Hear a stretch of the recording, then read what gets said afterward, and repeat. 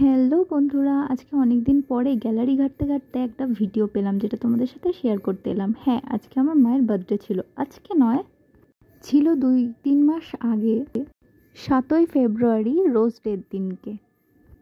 তো আমি কিন্তু পৌঁছে গিয়েছিলাম বাপের বাড়িতে মায়ের জন্মদিন সেলিব্রেট করার জন্য। আমি কিন্তু কোনো রান্না বান্না করিনি, মাই রান্না করেছে, কিন্তু এই কেকের অ্যারেঞ্জমেন্টটা আমি করেছিলাম। আর এই সুন্দর কুর্তিটা আমি আমার মাকে গিফট করেছিলাম। শনিবার ছিল, ওই জন্য সব ভেজ আইটেমই রান্না হয়েছিল।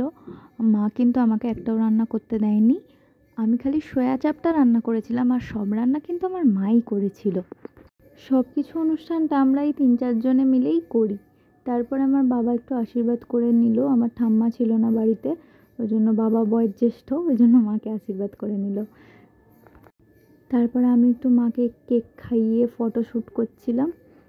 অনেক দূরে আমার শ্বশুর বাড়ি, তো ওই জন্য ছোটো ছোটো অনুষ্ঠানগুলো আমি সবসময় মিস করে যাই। এই জন্য কিছু কিছু অনুষ্ঠানে আমি যাওয়ার চেষ্টা করি, যেমন আমার মা বাবার অ্যানিভার্সারি, তারপর ওদের বার্থডে। কিন্তু আমার বাবার জন্মদিনে এবছর মনে হয় না আমি যেতে পারবো। এই ছোটো ছোটো সেলিব্রেশনগুলো যদি না করি, বাবা মা তো বাবা মাই হয় না, ওরা না থাকলে পৃথিবী অন্ধকার। তো চলো তোমাদের মেনুটা দেখাই। ছিল ভাত, পাঁপড় ভাজা, ডাল, সয়া চাপ, শাক ভাজা, অনেক রকম ছিল, পায়েস, মিষ্টি। যদি এই ব্লগটা ভালো লাগে থাকে, প্লিজ লাইক অ্যান্ড সাবস্ক্রাইব।